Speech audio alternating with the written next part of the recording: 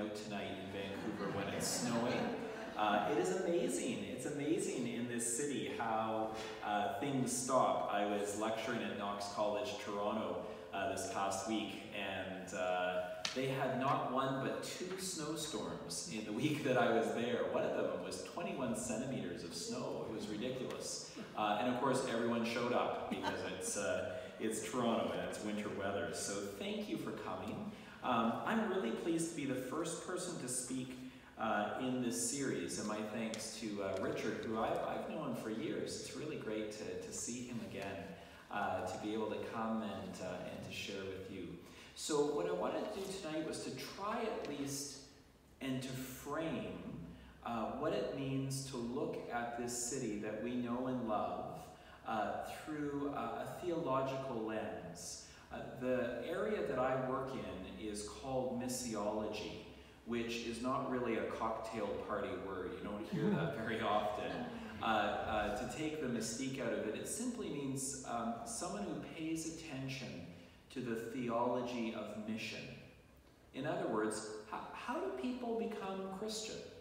I have a hunch that many of us in the room remember a time in our childhood where people were born Christian. Their identity was essentially Christian. Growing up in Winnipeg, my classmates were always something. Growing up in St. James, you know, there was the Ukrainian Catholic kid in class, the Anglican, United, Presbyterian, Baptist, certainly Mennonite growing up in Winnipeg, but everyone was something, and that's not the case anymore, and we'll talk about that a little bit later. And so as a missiologist, I'm very interested in faith and culture, and how faith is transmitted in culture. So I want us tonight, when we have this umbrella term of social isolation and loneliness, and we'll get to that, and the speakers in subsequent weeks will peel back different layers for you. But I want to set that within the context of Vancouver, because if we were in Moose Jaw, Saskatchewan tonight, social isolation and loneliness might look a little bit different. In fact, it would look a lot different, right? So in order to get a handle on what social isolation looks like in Vancouver, we also have to have a handle on Vancouver. So you may say, hey, I lived here my whole life, or for 50 years or something, I know this city. Good. Come with me on a journey, and let's work on this together. Our journey begins early on a dark, damp winter morning at the base of Grouse Mountain. I stand across the street from a row of townhomes that our family of 5 calls home, waiting for the 2:47 TransLink bus to downtown Vancouver. Above me, through the gentle rain, I see the snow-covered peaks of nearby mountains, and my nostrils fill with the rich and textured scent of 1,000-year-old cedar trees in the forest nearby. Every day as I leave our Canyon Heights neighborhood, tourists flow the opposite direction to visit Vancouver's best-known attractions, including Cleveland Dam, Grouse Mountain, and the Capilano Suspension Bridge. Vancouverite Douglas Copeland, also a North Shore resident, describes this area where I wait for my bus in a way reminiscent of Celtic Christians who spoke of thin places where heaven and earth kissed. Copeland says of the Grouse Mountain neighborhood, quote, "The air is thin, the view is spectacular, and the presence of something holy is always just a breath and a glance away, off in the hinterlands." This day, and every day, the same assortment of professionals line up to catch the early bus downtown. We're neighbors if we're using the same bus stop. But note, as always, these Vancouverites maintain a cool distance from each other, right? And yet, also note this, oddly, when the journey is finished downtown, each and every one will go out of their way to shout, "Thank you," to the unknown bus driver at the front. a move that would raise eyebrows in other Canadian cities. My daily commute as a pastor and professor at St. Andrews Hall and the Vancouver School of Theology on the UBC campus takes me down from North Vancouver, across the Capilano River to West Vancouver, which, as you know, is home to the wealthiest postal codes in Canada, where homes do sell up for up to $30 million. From there, across the iconic Lionsgate Bridge through Stanley Park into the bustling downtown core. On the journey, the snow-covered mountains of stone give way to sparkling condo towers of steel and glass. Here I say thank you to the bus driver, cross the street, and stand for a few minutes waiting to take the number 44 bus to UBC. As I wait, the sights, sounds, and smells of my surroundings could not be any more different than where the journey began just 15 minutes earlier on the mountainside of North Vancouver. Now, as you know, Vancouver goes by many nicknames: Wet City, Lotus Land, Van Groovy, Hollywood North. But Douglas Copeland's description of Vancouver as a city of glass, I think, fits best. You know it when you stand downtown, don't you? Surrounded by countless high-rises, shimmering and reflecting the lights and sights of the city and walls of glass condominium and office towers. We'll speak later about the particular isolation living in a high-rise tower that research has shown. Here, the urban core of Canada's third largest city is on display for all to see, with bustling crowds and a dizzying dichotomy of wealth and poverty. I wait on Burrard Street for my next bus, and nearby me sleeps a homeless man, bundled in soiled, formerly white blankets, trying to escape the cold of the winter rain. He leans his malnourished and bruised body against the side of the newly renovated Tiffany's jewelry store.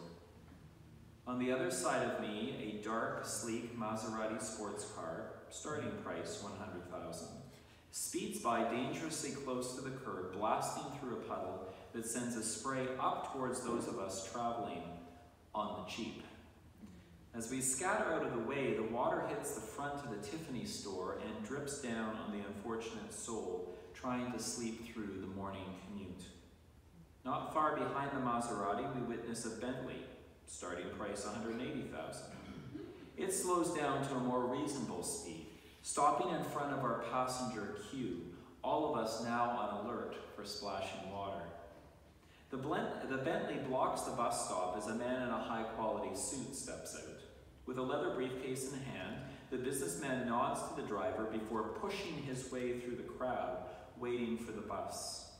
A horn sounds. The number 44 TransLink vehicle has appeared and is impatiently waiting behind the Bentley, the bus driver's face contorted in anger as he gestures to the luxury car to get out of his place. Once on the 44, we move through downtown Vancouver, passing more tall glass condo towers, seated with a smattering of low-rise heritage buildings. Crossing over the Art Deco Burrard Street Bridge, tall electronic billboards advertise the latest in consumer needs, the signs owned by the Squamish First Nations, on land reclaimed in the heart of the city they once called home. The bus moves through the leafy green neighborhoods of Kitsilano, home to Lululemon, and West Point Grey, where students own multi-million-dollar homes instead of living in residence. We cross through the University Endowment lands, that unmistakable green belt that separates the city from the University of British Columbia. Here, technically, we do leave the city of Vancouver and enter a separate quasi-municipality with the highest authority for landowners and residents being the UBC Senate. The campus swirls with life as students, staff, and faculty move helter-skelter off to class or research. A cacophony of battle-like voices rises above the crowd, high up into the slowly clearing blue sky, the sky mirrored off the ocean waves. This is our city. This is where God has placed us. And we know that when we think about what makes us unique, we struggle oftentimes, don't we, to get a sense of this city of glass. Greater Vancouver is a cosmopolitan, world-class city that today has grown to a population of almost 2.5 million if you consider the region of Greater Vancouver. Renowned for natural beauty, diverse ethnic culture, and access to world-class recreation facilities in places nearby like Squamish and Whistler. But here's the thing, when we're focused tonight and for the next few Wednesdays when you gather on social isolation and loneliness, we live in a beautiful place. I often say that the hardest thing about preaching heaven in Vancouver is people think they're already there. Amen? And yet, beauty is said to be skin deep. So we do need to probe this West Coast urban center we call home and ask what lies beneath the surface. That's what we do in missiology. We're curious about cultures and people and where the gospel shines a light. When I spoke with a mentor of mine, Stephen Ferris, I just had lunch with him in Toronto after preaching on Sunday, where he's now retired. He was then dean at St. Andrew's Hall, where I work. And I called him up from Ontario. I said that we had taken a call to the West Coast, and he was delighted. He said, "Come and see me when you arrive, we'll go for lunch." He said this, he said, "Welcome to paradise. You'll love it out here." He said, "I knew that you grew up on the prairies and that you have pastored in the Maritimes as well as Ontario. But don't think of moving to British Columbia like any other part of Canada you've lived in." He said, "Think of moving to BC like emigrating to a new country." It was the best advice I was given moving well over a decade ago to this beautiful place we call home. As a Canadian, the moment you land in Vancouver, you recognize that the geography, climate, and culture are different here than the rest of the country. The soaring, tree-lined, snow-capped mountains sweep down majestically to the sparkling ocean, literally in postcard perfection. Vegetation is different here, isn't it? Thriving year-round in hues of deep green with vibrant tropical colors. Palm trees sway in the wind. I even have a palm tree up the mountain in my place in North Van. Palm trees sway in the wind, pointing west towards Hawaii or south to California, where they are more at home. The influence of Asian culture is especially strong, with 43% of the local population claiming Asian heritage, making Vancouver, according to Douglas Todd in the Vancouver Sun, quote, "the most Asian city outside of Asia." Health and fitness are prized by locals here, are they not? With year-round activity from yoga in the park to skiing on North Shore mountains and cycling in the city's various bike lanes. Folks here are fit well into their 80s, even their 90s, wearing Lululemon and sipping lattes while strolling the seawall. This is part of the challenge of living here, is that it often seems so perfect, but it's not perfect. It's a fallen world, as we know as Christians. For example, economic disparity in the region is striking. Housing is a major social issue, impacting the quality of life for residents, with Vancouver ranked now the second most expensive city in the world. Did you see that? We got bumped up a notch. We used to be the third most expensive. The latest stats say that we've passed Sydney, Australia. We're only now behind Hong Kong. Maybe we'll pass Hong Kong at some point. The average price of a detached home in Vancouver ranges anywhere between $1.6 and $1.9 million. And up until a couple of years ago, Vancouver had one of the lowest minimum wages at $11.35. It's been bumped up a bit by then. At the time, BC Federation of Labour President Irene Lenzinger said this: "When workers are last in the country, in the most expensive province in the country, our government has to do something about that." And of course, when you dig deeper deeper into the economic crisis here in Vancouver, you encounter the prickly issue of money flooding the market from overseas, right? The whole question of foreign investment. The Vancouver Sun profiled the majority owner, for example, of a Point Grey mansion that was sold by Peter Brown for a record $31 million to someone who listed their profession as student. Land title documents list the owner as having a 99% interest in the 5-bedroom, 8-bathroom, 14,000 square foot mansion on a 1.7 acre lot on Belmont Avenue. And the owner, as I said, was listed as a student. That's a bit larger than the dorm rooms I remember in university, personally. Stories like this, as you know, have angered locals frustrated with the lack of affordability. There's a campaign, hashtag Don't Have a Million. Do you remember that campaign on Twitter from folks in Mount Pleasant who were just so angry that they couldn't get into the market here. And so this has a huge influence on us with the question of social isolation. I don't know about you, I know a lot of people that are leaving this city. Our church in North Vancouver, it's painful to see how many young families we've lost because they're punching out of the market. And if they have anything that looks like a mobile profession, imagine if you're in IT or something like that. We lost a family recently to Campbell River. They said, look, we just can't afford to live here anymore. We're out of here. Besides which, we can sell our home in North Vancouver, pay off the mortgage, and still have enough to get something decent in another community. It limits one's willingness to engage their neighbor if you're not sure you're going to have that person as a neighbor very long. So the housing issue is a key issue for us here. And of course, the growing gap between rich and poor in the city is not just an economic question, but tonight I want to frame it as a spiritual one as well when we think in terms of isolation between rich and poor. Vancouver, of course, is famous for being home to Canada's wealthiest postal code in West Vancouver and Canada's poorest, the downtown East Side Vancouver. And as we all know, if the traffic is good on Lionsgate, that's maybe a 15-20-minute drive between. We go back to Douglas Copeland. He described the odd reality this way. In the downtown East Side, heroin is a given. The corner of Main and Hastings is the poorest postal code in Canada, and is home to untold social ills, not the least of which is smack.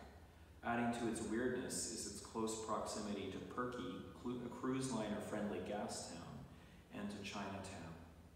More recently, of course, the opioid crisis has been a tremendous challenge for those caring for the poor and homeless in the area. Emergency workers in the downtown East Side have responded to as many as 130 overdose calls in one day, with fatalities as high as 11 deaths in a 24-hour period. The disparity between rich and poor in our West Coast city raises questions about what I would call idol-making and captivity to wealth and privilege. There's a scholar named Soon-Cha Ra who has an excellent book called The Next Evangelicalism, Freeing the Church from the Western Cultural Captivity.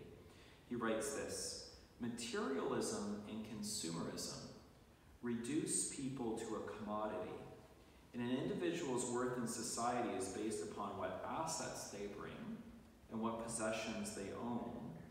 Therefore, we begin to believe that our spiritual problems can be solved with material goods. For Vancouverites who self-identify as people of faith, the economic tension in the city is especially problematic for us. The Parish Collective, who are just down the road in Seattle, identify these challenges when they argue that economics functions as a mirror where the truth about your faith is reflected back. They say this: the spreadsheet is a theological statement, reflecting any incongruence between what you say you believe and how you steward your resources. This reality, they write, can be painful. So in this curious cultural space we find ourselves, Christians today in Vancouver must recognize the need for the gospel story to trump card the narratives of consumerism and materialism all around us. My kids and I often play a game when we're out and about in the city, and that is, spot the luxury sports car. And we've stopped playing it actually just because it became so boring. It was just so easy to do. But I find when we have folks visiting us from other places, like they are absolutely amazed at how many Lamborghinis with a new driver sticker you can see in downtown Vancouver, right? It's funny, like we've become used to these things in this city, but it's actually quite unusual, quite odd. So we have Richard Bachman in a great little book called The Bible and Mission. And he says what the church needs to do in order to recognize and resist what he calls the meta-narrative of unfettered capitalism and globalization is this. Surely a story that counters the gospel dominance of the profit motive and the culture of consumption with a powerful affirmation of the universal values of Christ are in order. But the Christian meta-narrative can adopt this role only if it resists becoming a tool of the force of domination. Now let's turn towards isolation. We've mapped out some of the challenges here. It can be argued that part of the reason Vancouver has turned out this way is its historic self-identification with rugged individualism. People moved here from other places over the years to escape commitments to social and religious institutions, to make money off natural resources, and then often to move on somewhere else. Next time you're in Victoria, go into our Parliament buildings. I think they're the most beautiful Parliament buildings of all the ones I've visited across the country. And in the Great Dome, you'll see up high the original kind of industry of British Columbia, right? And it's fishing, and it's lumber, and it's mining, right? It's all these kind of things that human beings could do in order to make money off the land. I believe this rugged individualism is still in the DNA of this place. As a friend of mine said lately over a chai latte, Vancouverites are not joiners. They'll commit to a short-term running club or something, but don't ask them to get involved in a long-term voluntary organization. That'll just freak them out. They might commit to something, she said, but then if the weather changes, they're gone. There is a shadow side, of course, to this rugged individualism.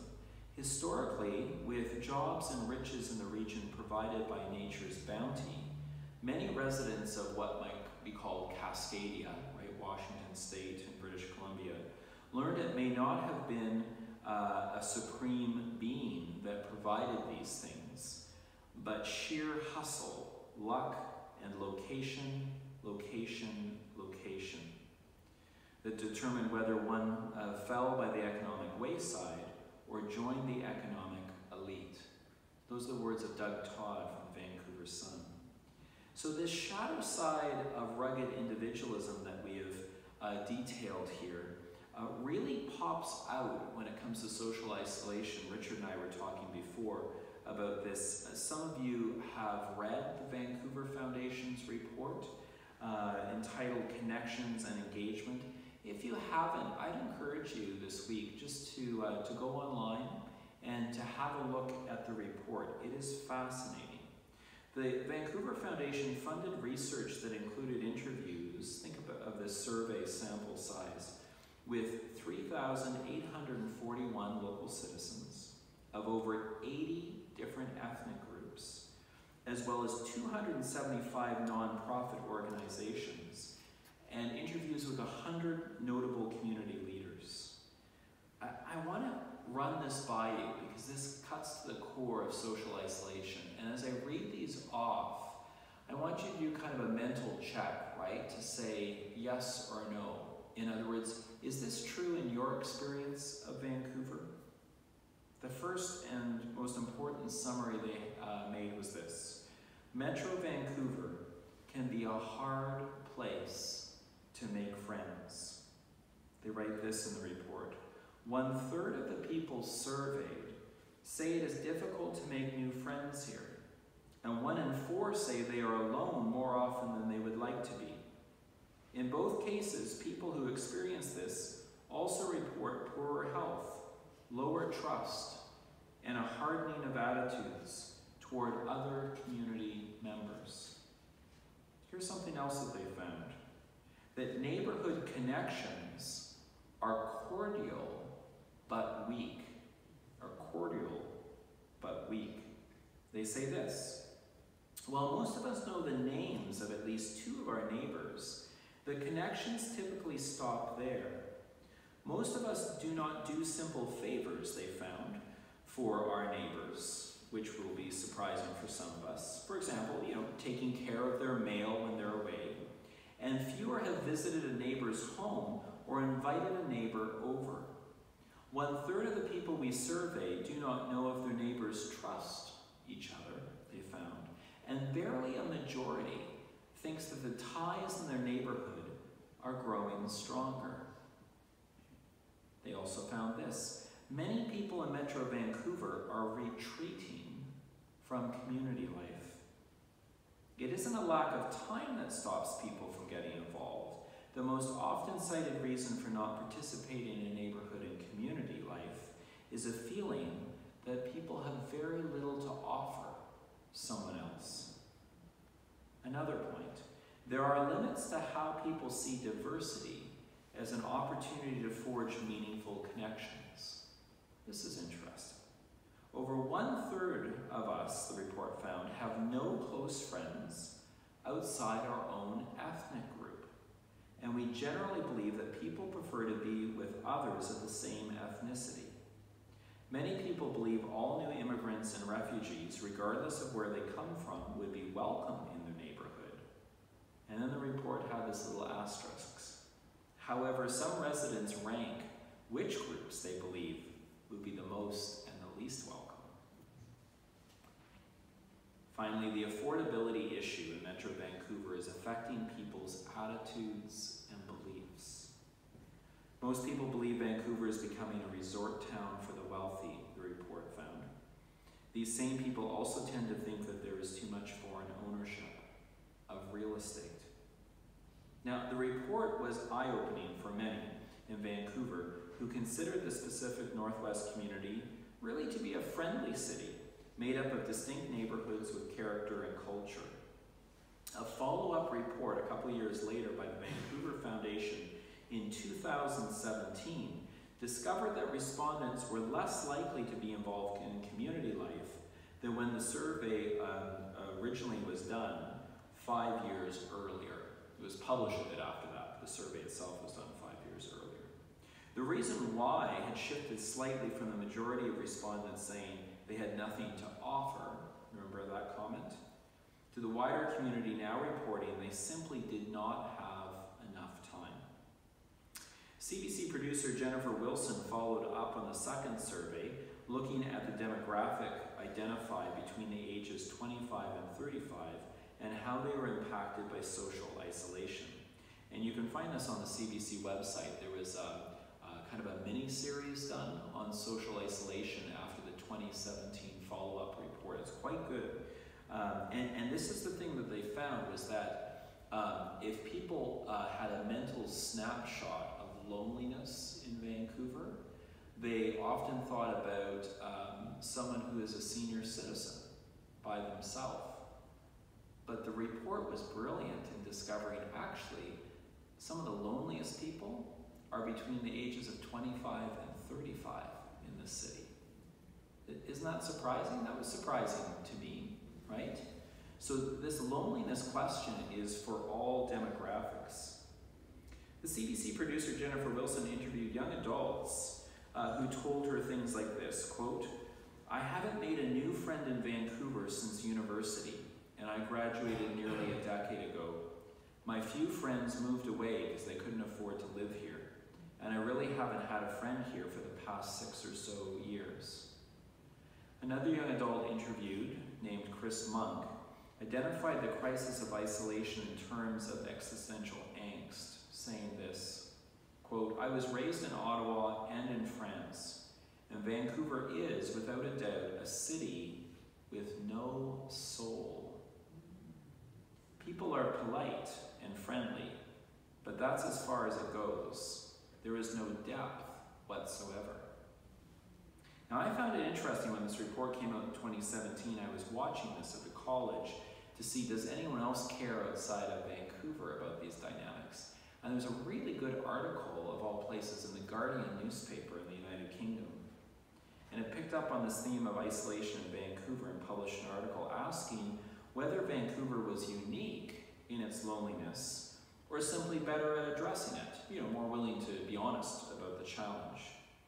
And some, such as David Beattie, a South African who moved to Vancouver in 1988, were quick to assert that Vancouver is actually in a class of its own.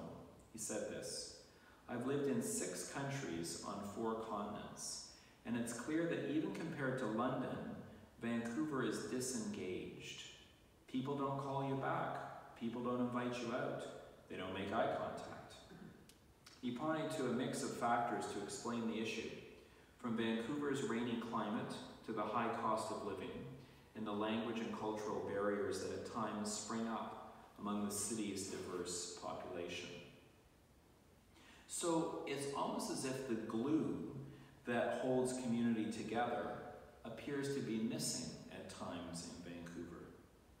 And of course, traditionally, Christianity was one bottle of glue, so to speak, that helped form community cohesiveness in Canadian villages, towns, and cities, as franchises of Western Christendom set up shop in the British, French, and Spanish colonies of North America. After all, Christianity returns to the question, doesn't it? Who is my neighbor?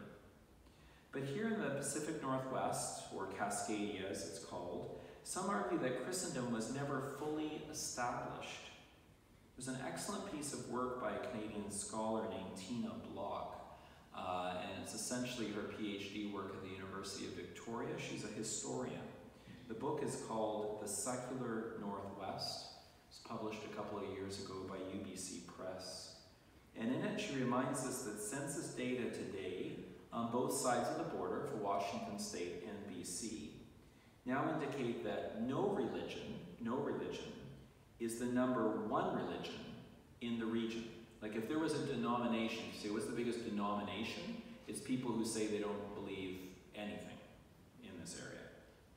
Block's historical survey of faith in this region found that Northwest secularity is most evident in the region's strikingly low levels of involvement in and attachment to formal or organized religion. Angus Reid's latest polling on religion in Canada confirms that BC is home to the highest proportion of non-believers at just over 1/4, it's 27%. So if Christendom has unraveled most quickly here on the West Coast due to shallow roots of what might be called a Constantinian baptized social structure, then one must ask what kind of belief system has replaced it? People still believe something, right? In the so-called spiritual but not religious landscape of steel and glass. In his book Cascadia, Douglas Todd suggests that environmentalism, or care for creation, is essentially the civil religion of the Pacific Northwest. I remember when the new student union building opened at UBC, and my colleague Jason Biasi and I went to have lunch at some sushi shop or whatever. We went to get rid of our garbage afterwards, and in the new UBC student union building, it was overwhelming. There were like 6 different bins, and they had like behind glass containers examples like a pop can and chopsticks, and I said to Jason, "Oh, I feel a bit overwhelmed." And he said, "Man, in North Carolina, we never had this problem," right? There's a sense like environmentalism is a big socially agreed concept here, right? It's important to us. And of course, there's so many positive aspects of people's valuing of environmentalism. One of them is that it naturally sparks connections with the region's indigenous peoples. Vancouver area is quite sensitive in many ways to our indigenous culture, right? From the moment you land at YVR and you see indigenous art, to the fact that all public gatherings often now are started with First Nations or Indigenous elder and so forth.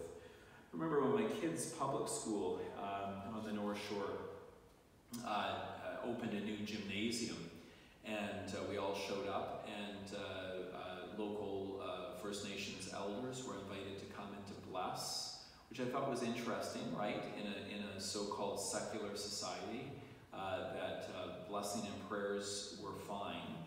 And I said to my wife, do you remember when we had our first call in Northern Ontario, and the fire chief came into my office? He was a lapsed Catholic, and he said, he always called me Father. I was the fire chaplain, and I could never get him to figure out there was a church beyond the Catholic Church.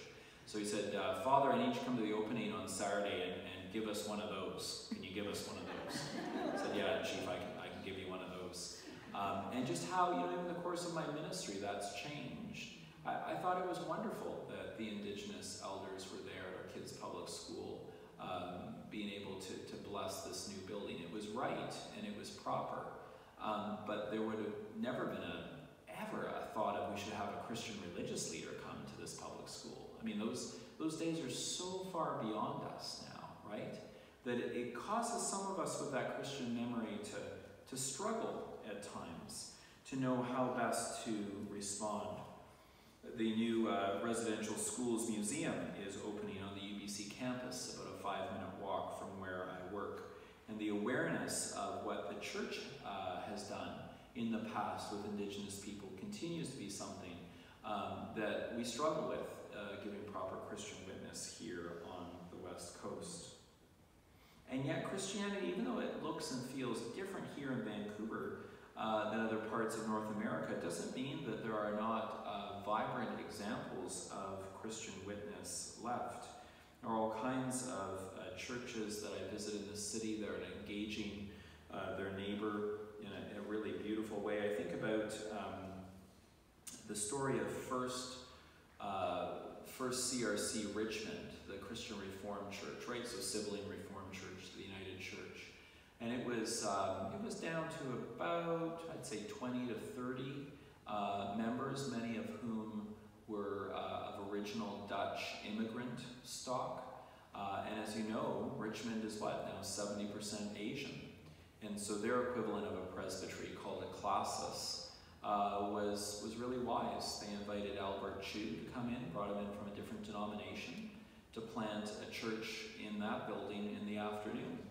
And it grew, to the point that the original congregation did disband with a few final members. And today it worships a few hundred people strong, and it's gone on to plant 3 more churches, right? Because it reflects the community around it. That Dutch immigrant stock church was just struggling so hard to actually be able to make an impact, a connection with their neighbors, because they didn't know their neighbors and they had trouble figuring out how to engage them. So they were feeling isolated, alone in that community. There are examples within the Roman Catholic Church as well. I think of churches like St. Patrick's Parish in East Vancouver, right? Originally built by Irish immigrants, now predominantly Filipino. St. Mary's Joyce Street, that averages 7,500 people a week through its services.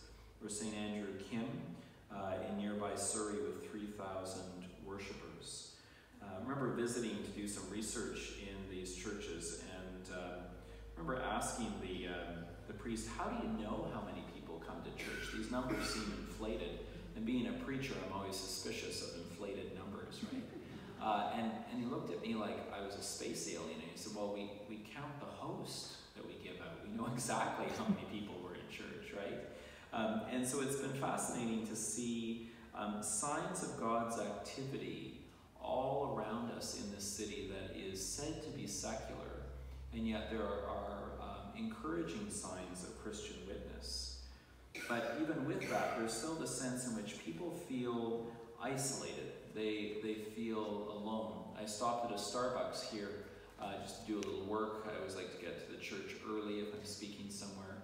And I watched an elderly woman who was waiting by the door and was taking kind of very slow steps towards the door and struggling with the door. And I looked up from my MacBook and I thought, is anyone going to help this lady? Nobody got up. Everyone was just on their technology. So I got up and I pushed the door open for her. I'm not looking for an award, I'm just saying. I was raised on the prairies, it's what you do. And then I see her come back to the door a couple minutes later, and she's struggling with the door door. So I open the door of the Starbucks, and she comes in, and I said, I said, you're back. She said, I've been waiting for my cab. I've been waiting for a half an hour, she said. I said, well, that's ridiculous. I said, we should call the cab company. Oh no, she said, this happens all the time.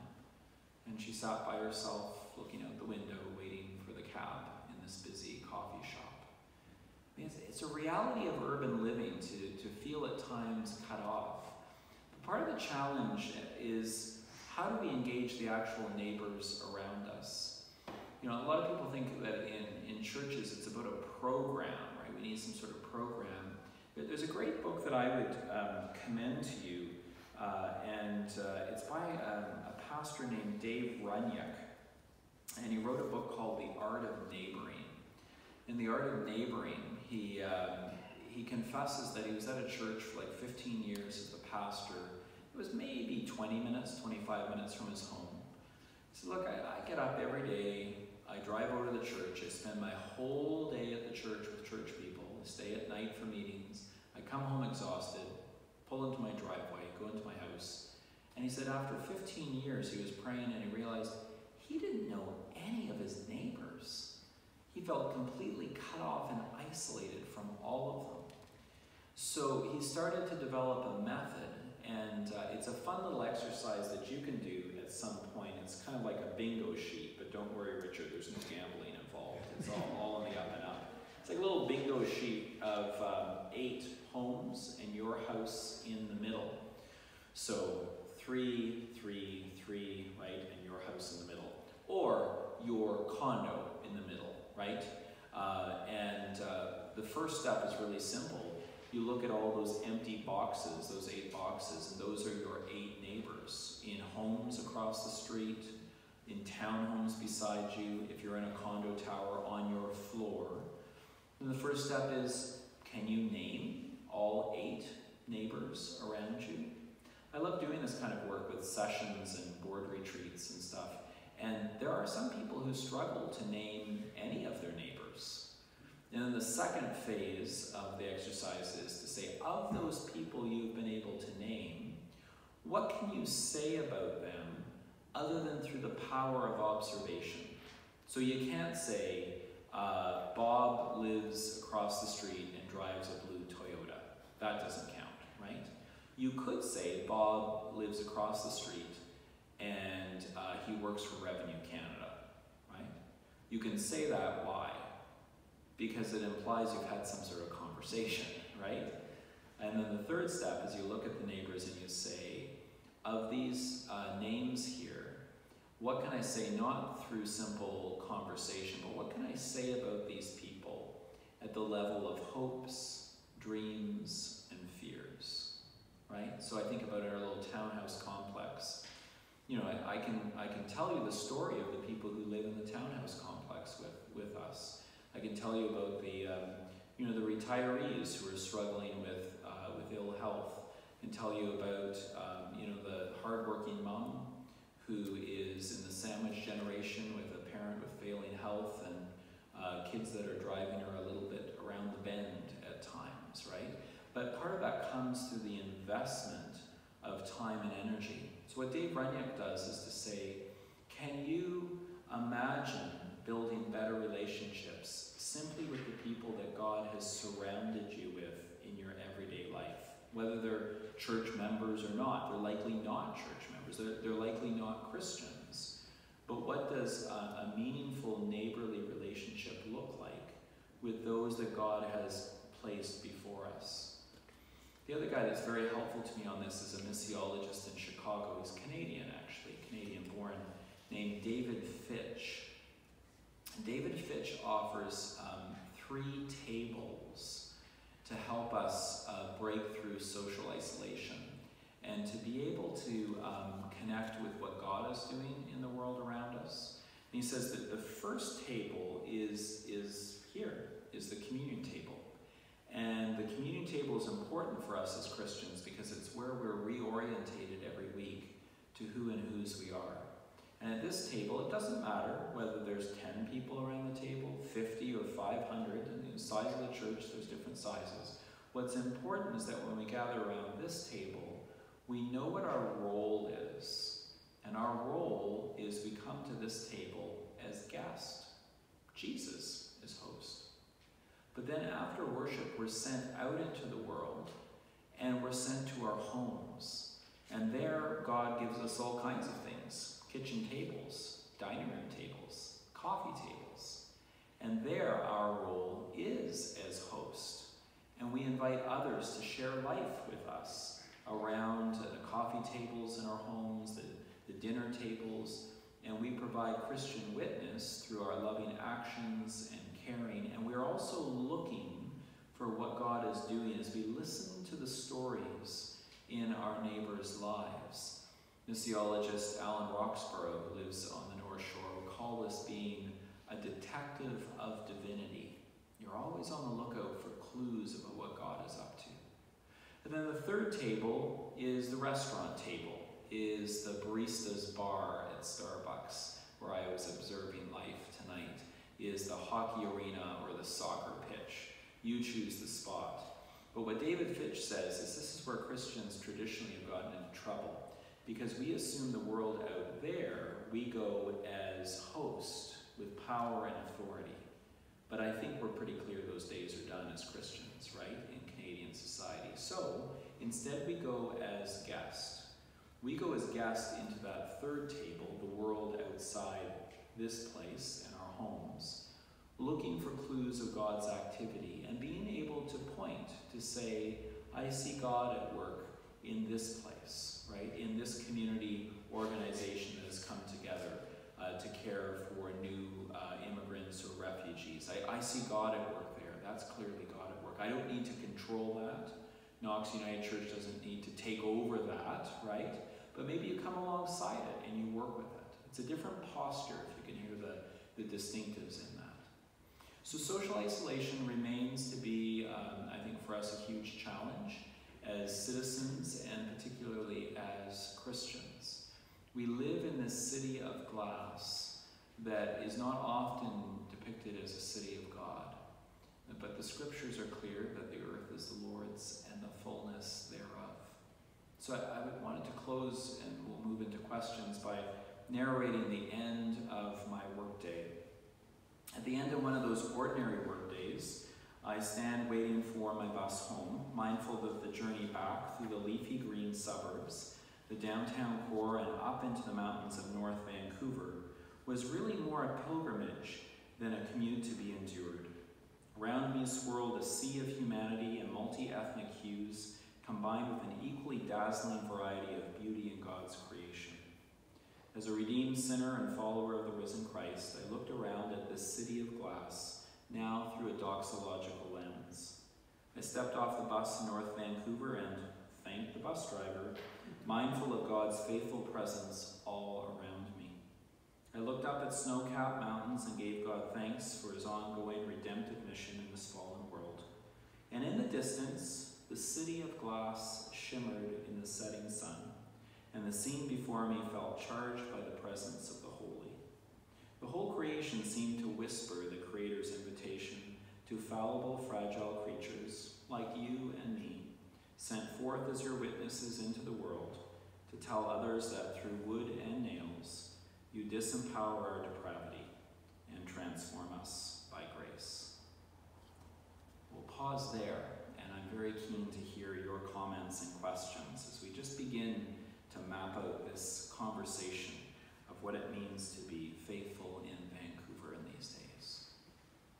Richard, did you want to, I know we have a very impressive microphone. It's got its own pillow up here.